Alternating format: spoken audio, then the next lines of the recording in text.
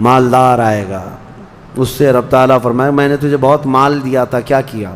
کہے گا رب تعالیٰ میں نے غریبوں میں تقسیم کیا ہے، بہت خیرات کیا ہے۔ اللہ کریم فرماتا ہے کہ تو نے تو یہ نیت سے تقسیم کیا تھا نا کہ لوگ تجھے دیالو کہیں، سخی کہیں، تیری مال کی تعریف کریں، تو لوگوں 30ویں پارے میں اللہ تعالیٰ نے اس میں فرمایا جب سورج کو یعنی ٹکرا دیا جائے گا اور ستارے آپس میں ٹکرا دیے جائیں گے اور سورج کالا ہو جائے گا، یعنی کچھ نہ کے برابر رہ جائے گا قیامت کے قریب۔ وَإِذَا الْجِبَالُ سُيِّرَتْ، اور پہاڑ جو ہے نا اڑا دیے جائیں گے اور سمندروں میں آگ لگا دی جائے گی، زمین پوری ختم کر دی جائے گی۔ اور سورہ قارعہ میں آپ نے پڑھا ہوگا یوم یکون الناس کالفراش المبثوث وتکون الجبال کالعہن المنفوش، تم لوگوں کو دیکھو گے کہ پتنگوں کی طرح سے اڑ رہے ہوں گے، اور پہاڑوں کو دیکھو گے کہ روئی کا پھا جو ہوتا ہے، روئی کا پھا اس طرح سے پہاڑ بکھر چکے ہوں گے۔ اور اس کے بعد یہ قیامت جو آنی ہے اس کا یعنی پروسیس کس طرح سے، شروعات کیسی ہوگی، وہ ایک لمبی گفتگو ہے۔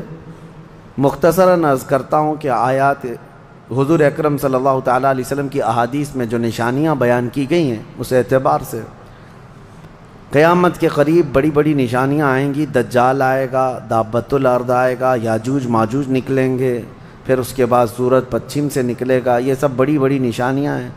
حضرت عیسیٰ علیہ السلام کا نزول اس سے پہلے، یہ سب ہو جانے کے بعد پھر روئے زمین پر سے مسلمان ختم ہو جائیں گے۔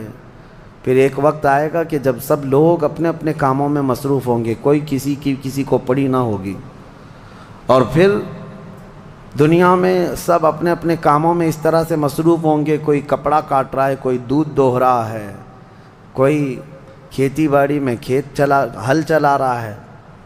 اللہ تعالیٰ قرآن میں فرماتا ہے کہ تم دیکھو گے ان زلزلۃ الساعۃ شیء عظیم یوم ترونها تذهل كل مرضعۃ عما ارضعت وتضع كل ذات حمل حملها، اچانک ایک سور کی آواز آئے گی، وہی سور آج ہم نے تلاوت میں پڑھا ہے۔ اسرافیل علیہ السلام اللہ کے ایک فرشتے ہیں، ایک باجے کی شکل کی چیز وہ لے کر کھڑے ہیں، وہ بجانا شروع کریں گے۔ شروع میں دھیمی دھیمی آواز آئے گی اور یہ آواز بڑھتی چلی جائے گی یہاں تک کہ یہ آواز اتنی سخت ہو جائے گی کہ جو جہاں تھا وہیں کھڑا رہ جائے گا۔ کپڑا کاٹ رہا تھا اس کے ہاتھ سے کینچی گر گئی، جو کھیتی باڑی کر رہا تھا، ہل چلا رہا تھا، وہ وہیں کا وہیں رک جائے گا۔ دودھ دوہنے والا اس کا ہاتھ ویسے ہی رہ جائے گا، یہاں تک کہ حاملہ عورتوں کے پیٹ سے بچہ نکل کر گر جائے گا، جو عورتیں حمل سے ہوں گی۔ اور اس کے بعد پھر ایسی غشی، پھر سب پر موت طاری ہوگی اور زلزلے آئیں گے اور پوری زمین کو ہلا کر کے ختم کر دیا جائے گا۔ یہ قیامت ہے، یہ قیامت ہے۔ سور پھونکنے پر سارے انسان جتنے روئے زمین پر ہیں سب کے سب ختم ہو جائیں گے۔ اس کے بعد اللہ تعالیٰ فرماتا ہے ثم نفخ فیہ اخری، پھر دوسری بار سور پھونکنے کا حکم ہوگا۔ لیکن کیسے؟ سور جب حضرت اسرافیل علیہ السلام پھونکیں گے، پہلے انسانوں کی موت، پھر یہاں پر جتنی مخلوقات ہیں، جنات ہیں، جانور ہیں، سب کی موت، چرند پرند تو چھوڑے، نباتات، یہ پیڑ پودوں میں کی جان ختم۔ چاند سورج کو جب ختم کر دیا گیا تو پھر کوئی چیز ہی نہیں، ستارے، چاند، سورج سب، بلکہ اللہ تعالیٰ کے جتنے ملائکہ ہیں، جبرائیل امین علیہ السلام سے لے کر دوسرے ایک فرشتے تک، سارے ملائکہ کو بھی موت آئے گی، سب موت کے شکار ہوں گے۔ اور سارے جب انتقال کر جائیں گے تو پھر بچتا کون ہے؟ صرف حضرت اسرافیل علیہ السلام جنہوں نے سور پھونکا۔ اب ان کو سور پھونکنے کا حکم جو تھا وہ کہا جائے گا روک دو اب۔ پھر اللہ تعالی حضرت اسرافیل علیہ السلام کو بھی موت طاری کرے گا، اور روح نکالنے والا فرشتہ کون ہے؟ ملک الموت عزرائیل علیہ السلام۔ اب تک یہ سب کی روح نکال چکے ہوں گے، اور پھر اللہ تعالیٰ عزرائیل علیہ السلام کی بھی روح نکال دے گا۔ اسرائیل جو سب کی روح نکالتے ہیں، ان کو بھی موت ہے، ان کو بھی موت ہے۔ اور پھر ہم نے پڑھا کل شیء ہالک الا وجہہ، ہر شے فنا ہو جائے گی سوائے رب العالمین کے۔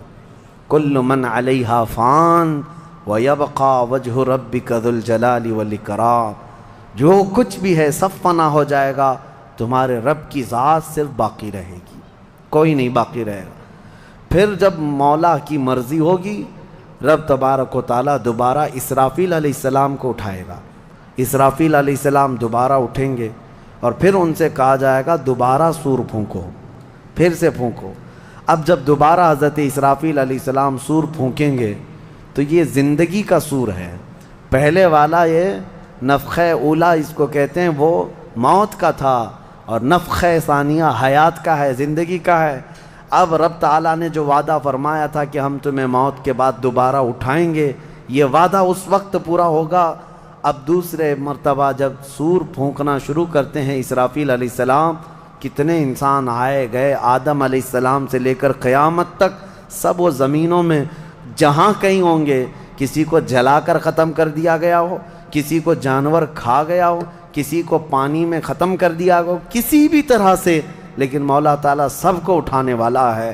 لیکن فرمایا حدیث پاک میں ہے کہ یہ دوسری سور پھونکنے کے بعد سب سے پہلے روئے زمین پر جو اٹھیں گے وہ محمد الرسول اللہ کی ذات۔ میرے آقا صلی اللہ تعالیٰ علیہ وسلم فرماتے ہیں میں اپنی قبر سے اٹھوں گا سب سے پہلے، اور محشر کے میدان کی طرف جو حضور جائیں گے تو فرماتے ہیں حضور صلی اللہ علیہ وسلم اٹھیں گے، ان کے بعد ابو بکر صدیق، ان کے بعد عمر فاروق رضی اللہ تعالیٰ عنہ، پھر ساری کائنات کو اللہ اٹھائے گا۔ اور جب رسول کریم صلی اللہ تعالیٰ علیہ وسلم فرماتے ہیں میں میدان قیامت میں اس حال میں آؤں گا کہ میرا ایک ہاتھ ابو بکر کے کندھے پر ہوگا، دوسرا عمر ابن خطاب کے کندھے پر ہوگا۔ یقیناً وہ اس دن کے دولہا ہے، قیامت کا منظر ہے جب رسول کریم صلی اللہ تعالیٰ علیہ وسلم تشریف لائیں۔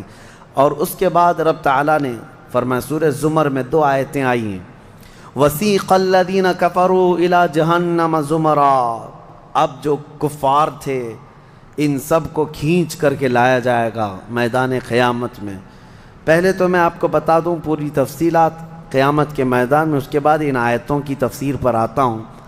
پھر جب سب کو اٹھا دیا گیا تو ایک زمین ہوگی، اب وہ زمین کہاں ہوگی وہ اللہ بہتر جانتا ہے کس جگہ، کیونکہ یہ زمین ہے ہی نہیں، یہ آسمان ہے ہی نہیں، تو پھر اس وقت بنے گا کیا یہ اللہ ہی بہتر جانے۔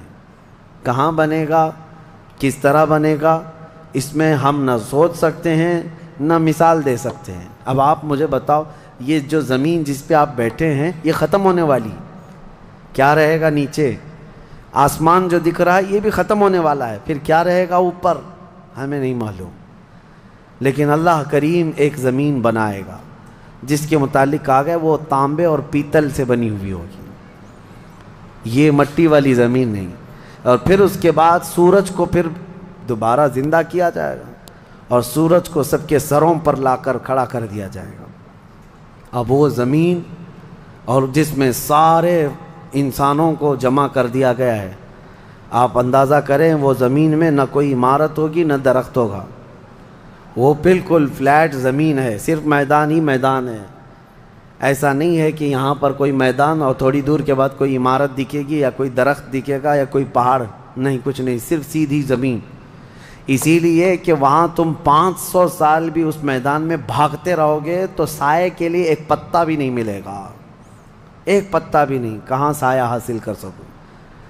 لیکن کچھ خوش نصیبوں کے لیے اللہ نے فرمایا کہ عرش کا سایہ انہیں اللہ عطا فرمائے گا۔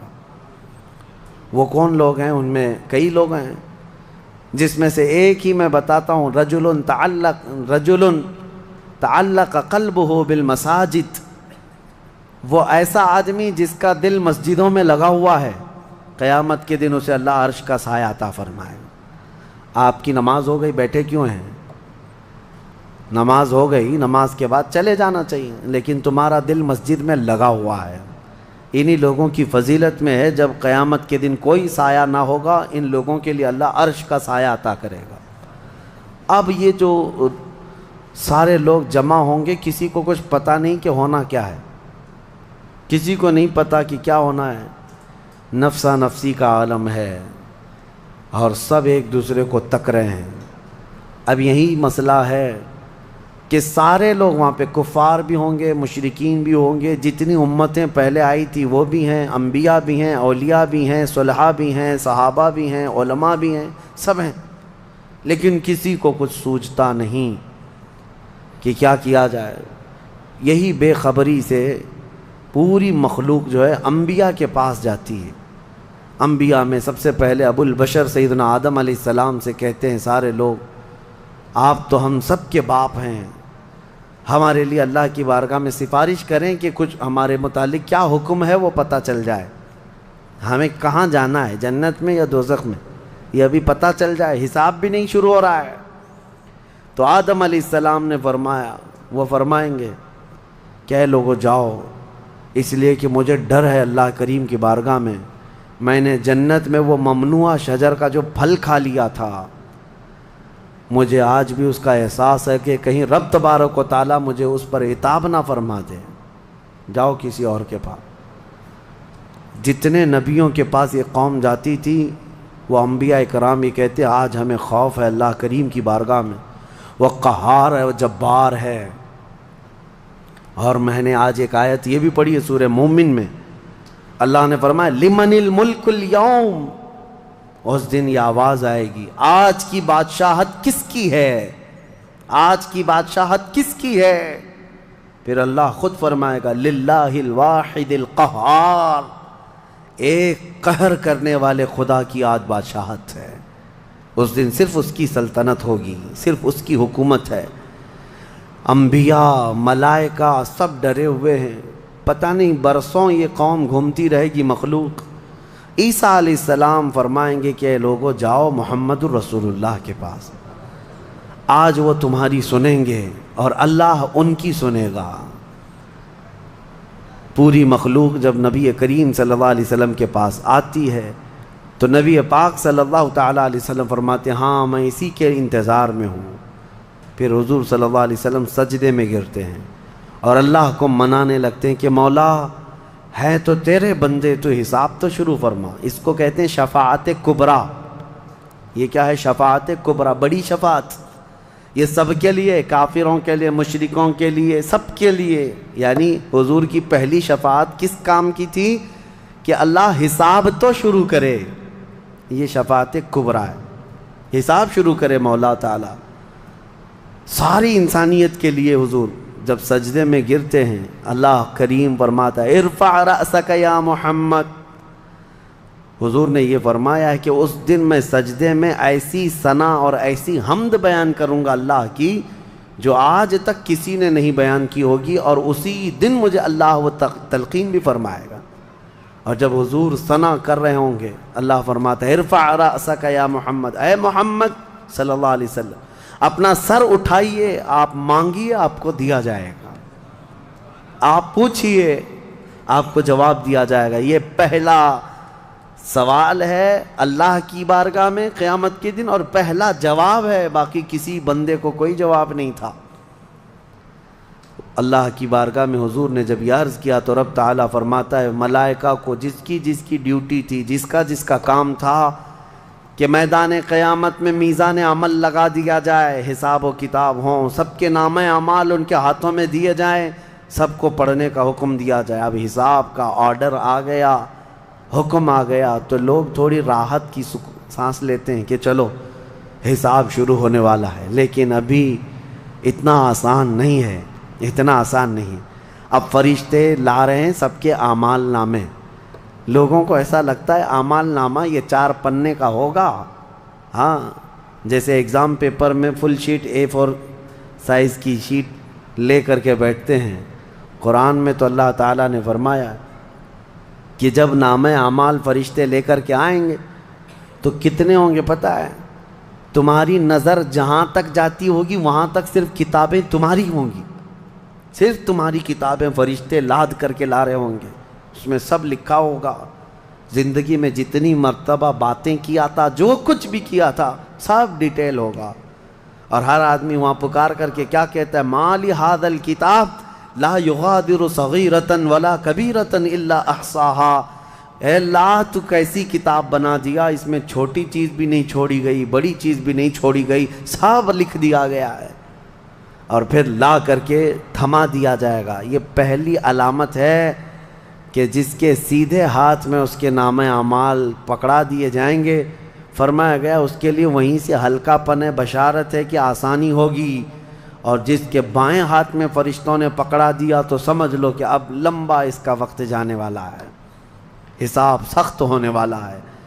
یہ تو صرف پڑھ کے سنانا ہے، اور اس کے بعد پھر پکڑ ہوگی کسی کام پر۔ یہ تو نے کیوں کیا تھا، اس کی وجہ بتا، یہ تو نے کیوں کھایا تھا، اس کی وجہ بتا، اس کے ساتھ ایسا کیوں کیا تھا، اس کا سبب بتا۔ صرف پڑھ کر کے سنانا نہیں ہے، جو کیا تھا اس کی وجہ بتانا ہے، اور جب وجہ کچھ نہ ہوگی حکم آ جائے گا کہ انہیں اوندھے منہ کھینچ کر کے دوزخ کی طرف لے جائیں۔ یہ قیامت کے دن ہو رہا ہے۔ اب یہاں پر ایک دوسری شفاعت ہے میرے آقا صلی اللہ علیہ وسلم۔ اب یہ جو شفاعت ہے یہ خاص امت محمدیہ کے لیے۔ ایک شفاعت حضور نے فرمائی سارے انسانوں کا حساب شروع ہو جائے، جب حساب شروع ہو گیا تو حضور صلی اللہ تعالیٰ علیہ وسلم پھر سجدہ کرتے ہیں اللہ کی بارگاہ میں۔ اللہ فرماتا ہے محبوب سر اٹھائیں، پوچھیں آپ کو دیا جائے گا۔ حضور عرض کرتے ہیں مولا میری امت کی بخشش آسان فرما دے، میری امت کا حساب آسان فرما دے۔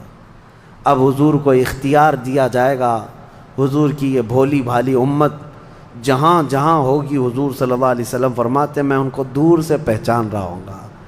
دیکھو میرے عزیزوں، بھرا مجمع ہے، کتنی امتیں ہیں۔ ایک صحابی نے پوچھا یا رسول اللہ ہم کو آپ قیامت میں پہچانیں گے؟ حضور نے فرمایا یقیناً پہچانوں گا۔ کیسے؟ حضور فرماتے ہیں زندگی میں تم جو وضو کرتے تھے، یہ جو اعضائے وضو ہیں چہرہ اور ہاتھ، حضور فرماتے ہیں قیامت کے دن یہ سورج کی طرح چمک رہے ہوں گے، اور اسی چمک سے میں پہچان لوں گا یہ میری امت ہے، جس کے ہاتھ چہرے چمک رہے ہوں۔ جو وضو ہی نہیں کرتا اس کا کیا چمکے گا؟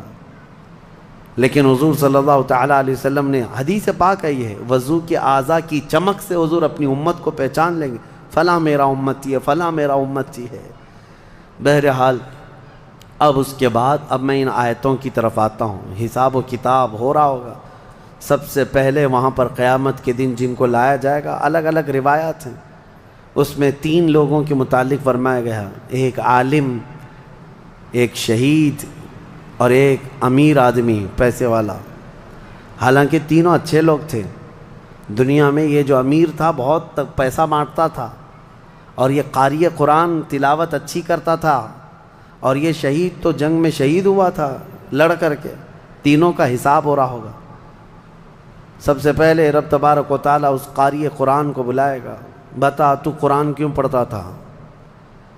وہ کہے گا میں نے تجھے اچھی آواز دی تھی، اچھی آواز دی تھی، تو نے اس آواز کا کیا کیا؟ وہ کہتا ہے میں قرآن پڑھتا تھا بہترین انداز میں۔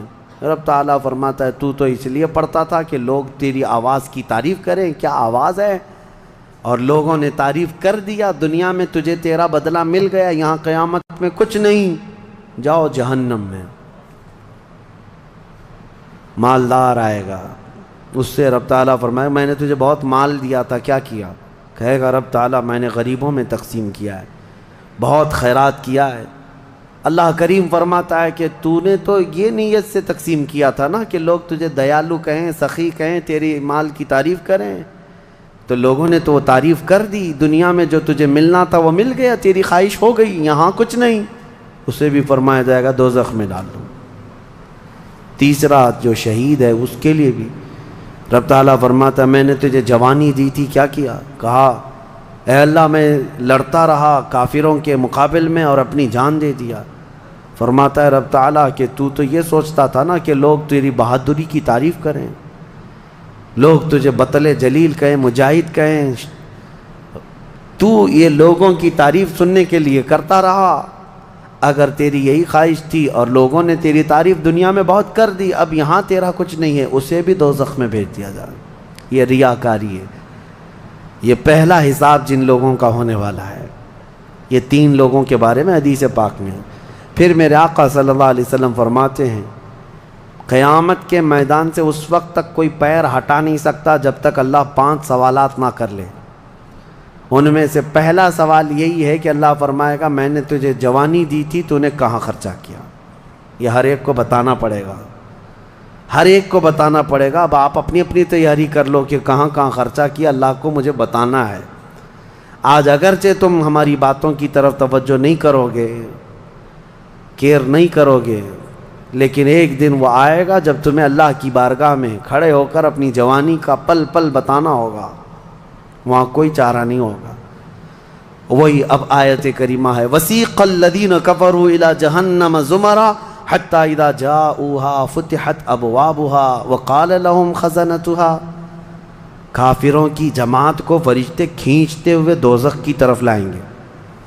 دوزخ کیسی ہوگی میں انشاءاللہ العزیز اس کو عرض کروں گا آخری میں، رمضان کے اخیر میں، کیونکہ یہ جو عشرہ گزر رہا ہے یہ جہنم سے آزادی کا عشرہ ہے۔ کاش اللہ ہمارا نام بھی آزاد ہونے والوں میں شامل فرمائے، کہ جہنم سے آزاد ہونے والوں میں ہمارا نام شامل ہو گیا تو پھر قسمت ہی قسمت سے۔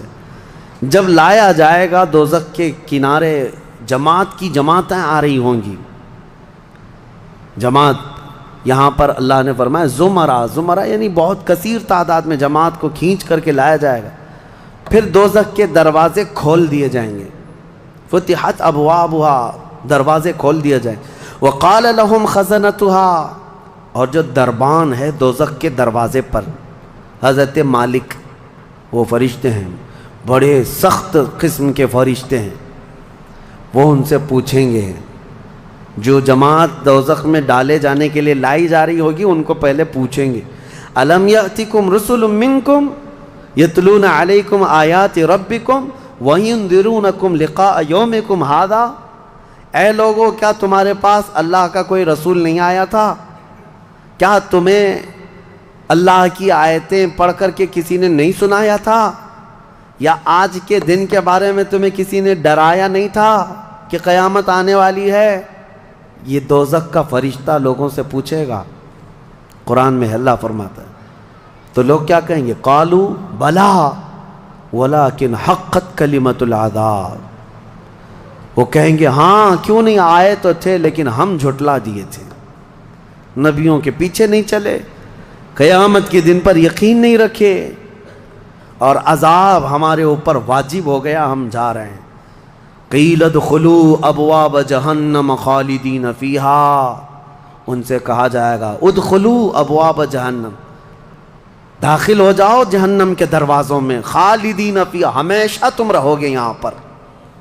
یہ کافروں کے لیے ایسی آواز آئے گی کہ وہ چیخ مارتے ہوئے دوزخ میں کود رہے ہوں گے۔ فبئس مثوى المتکبرین، اللہ فرماتا ہے کیا ہی بری جگہ ہے، کیا ہی برا ٹھکانہ ہے یہ گھمنڈ کرنے والوں کا، زمین پہ اترانے والوں کا جو اللہ کو نہیں مانتے تھے۔ اب سنیے 1000 سال تک دوزخ میں جلتے کڑتے رہیں گے، پکارتے رہیں گے اے مالک اے مالک اے مالک اے مالک۔ کون؟ جو دربان دوزخ ہے، دربان ہے دوزخ کے دروازے کا، وہ 1000 سال کے بعد سن کر کے پوچھیں گے کیا بات ہے تمہاری، کیا چاہتے ہو؟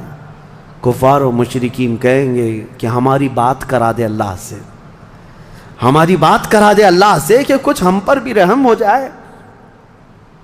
حضرت مالک کہتے ہیں خدا قہار ہے غضب پر، خدا قہار ہے غضب پر۔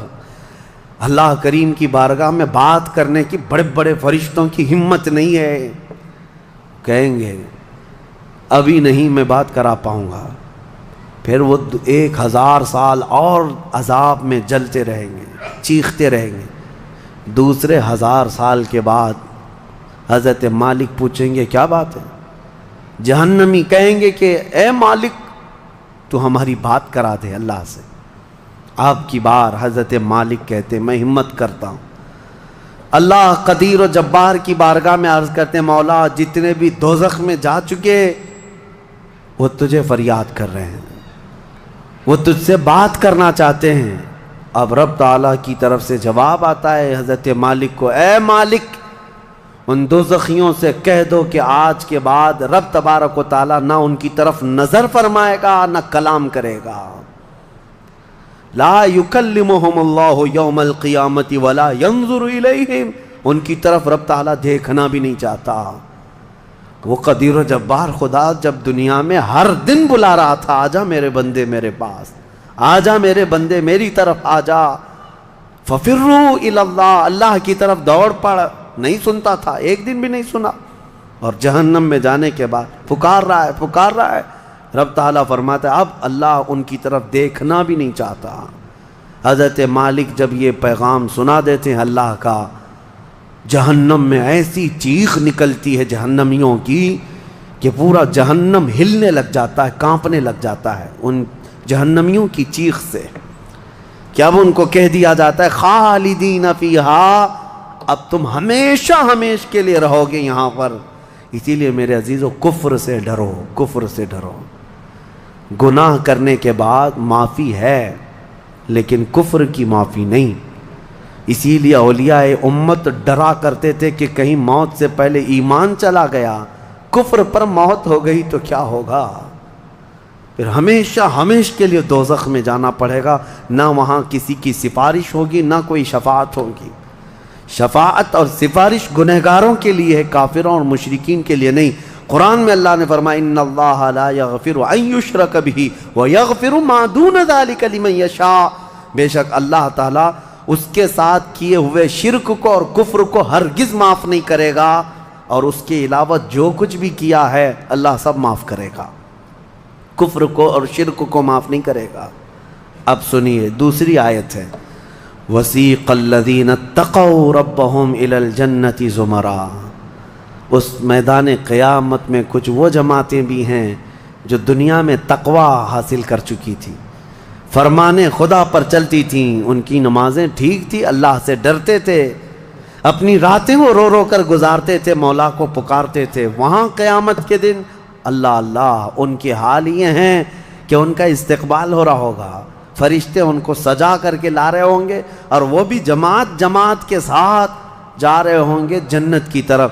تو جیسی وہ پہنچیں گے فتحت ابوابہا، قرآن میں ہے 7 دروازے جنت کے ان کے لیے کھول دیے جائیں گے۔ یہ پرہیزگار لوگ ہیں، یہ تقوی والے لوگ ہیں۔ جیسے ہی جنت کے دروازے کھلیں گے، وقال لهم خزنتها، وہاں پر بھی دربان ہے ایک، جنت کے دروازوں کا دربان وہ حضرت رضوان ہے علیہ السلام، وہ فرشتہ وہاں پر ہے، جنت کے دربان ہے۔ جیسے ہی یہ جماعتیں قریب پہنچیں گی دروازوں کے، کیا کہے گا دربان جنت؟ وقال لهم خزنتها سلام علیکم طبتم، مبارک ہو، اللہ کی سلامتی ہو تم کو۔ یہ جو ہم سلام کرتے ہیں نا السلام علیکم، یہ جنتی سلام ہے۔ یہ دربان جنت جو داروغہ ہے جنت کے دروازوں کا، وہ سلام کرے گا فرشتہ جو آ رہے ہیں جنت میں، سلام علیکم طبتم، مبارک ہو، خوش آمدید، اللہ کی سلامتی ہو، فادخلوها، آ جاؤ جنت میں داخل ہو جاؤ، خالدین، ہمیشہ کے لیے، اب تم بھی یہاں سے نہیں جاؤ گے۔ اب ہمارے اس چھوٹی سی زندگی میں بتاؤ میرے عزیزوں، اب اندر جیسے ہی جنتی داخل ہوتے ہیں، کیسے سب سے پہلی نعمت کیا ملتی ہے جنت میں؟ اللہ اکبر، آپ کے لیے اور ہمارے لیے سیب ملے گا، انگور ملے گا، گوشت ملے گا، کھانے کے لیے کیا ملے گا؟ میرے عزیزوں سب نعمتیں اپنی جگہ پر، لیکن فرمایا گیا جنتی جیسے ہی جنت میں پہلا قدم رکھتا ہے محمد الرسول اللہ کھڑے ہوں گے، میرے آقا صلی اللہ تعالی علیہ وسلم ہوں گے اپنے امتیوں کے استقبال کے لیے۔ اس سے بڑی نعمت کیا ہے میرے عزیز؟ جنت